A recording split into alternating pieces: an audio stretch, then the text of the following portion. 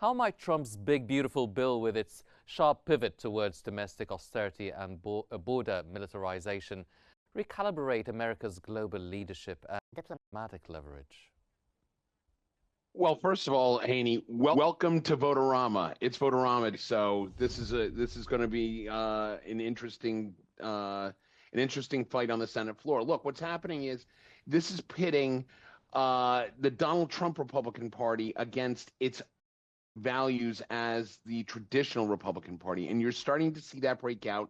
As of just a few minutes ago, however, John Thune was hinting that they might be getting closer to a vote on the floor, meaning that they've probably made a deal with some big holdouts. You've got the moderates like Lisa Murkowski from Alaska, Susan Collins from Maine.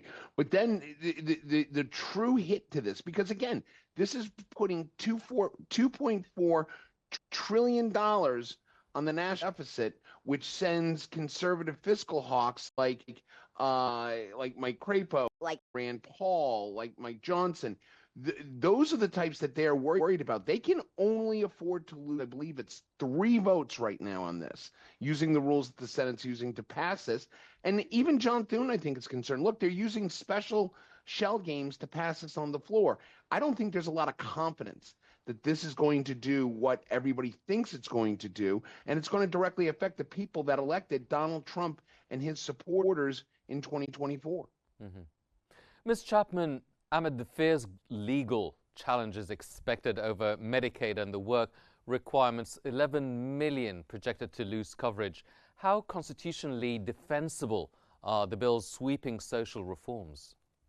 Yes. Well, thank you for having us today, Haney.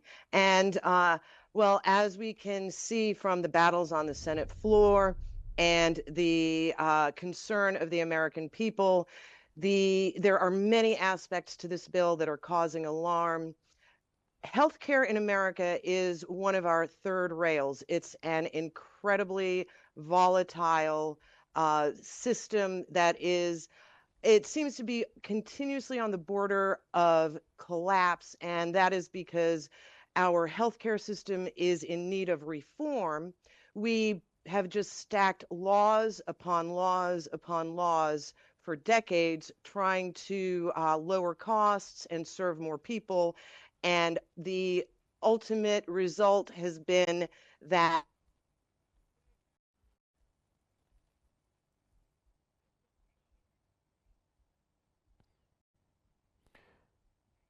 we seem to have lost the connection with Ms. Chapman.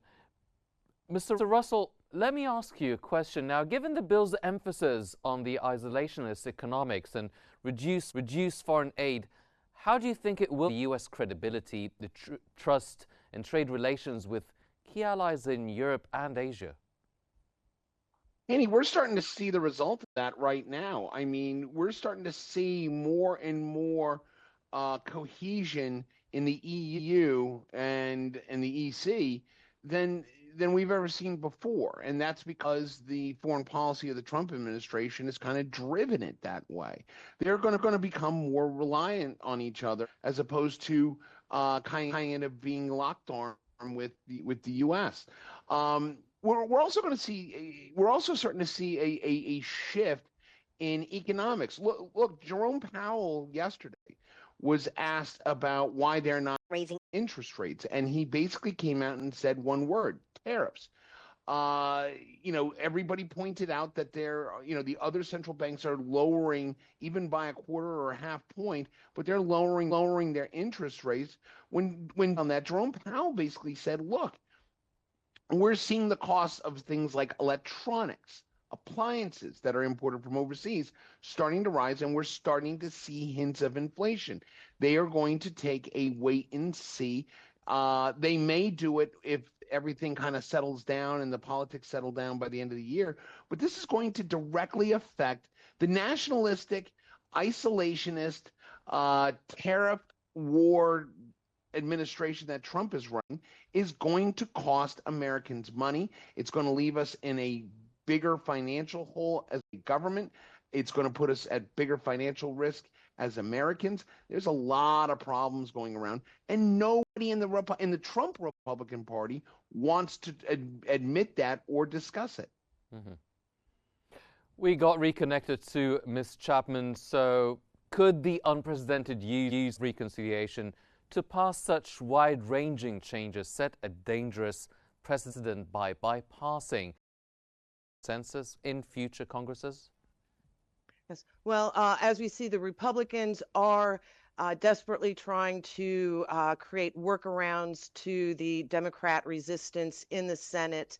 However, as your other guests mentioned, this this budget bill appears to be a very large, dramatic shakeup of the old economic order.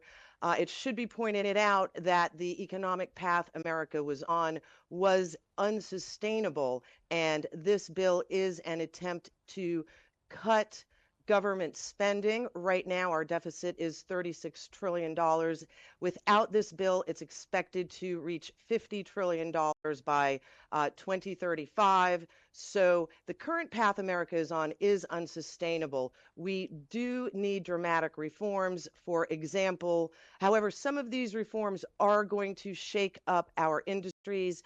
For example, the contrast between treatment of oil and gas versus green energy, social justice programs versus nuts and bolts economic considerations such as manufacturing, mining, agriculture.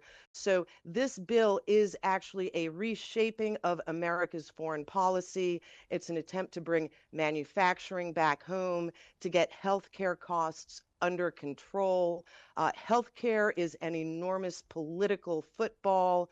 There are vast sums of money involved, and our healthcare system has become industrialized and corporatized. So the American patients are already suffering under a lack of care. This bill does attempt to make up for the cuts in Medicare by increasing funding to the areas where money is desperately needed. For example, rural hospitals are going bankrupt because of the current cuts to Medicare. Their payments are not enough to keep them afloat. So this bill does create a $25 billion fund for rural hospitals.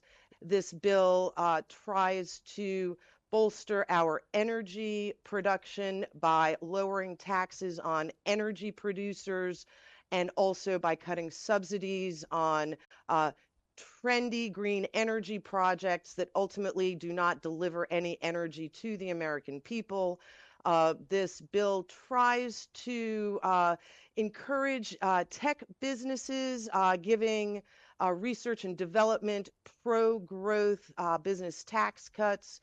So there is a mixed bag in this bill. There are attempts to help the American working class by making it easier to afford homes. And at the same time, there are cuts and restrictions on CEO executive compensation.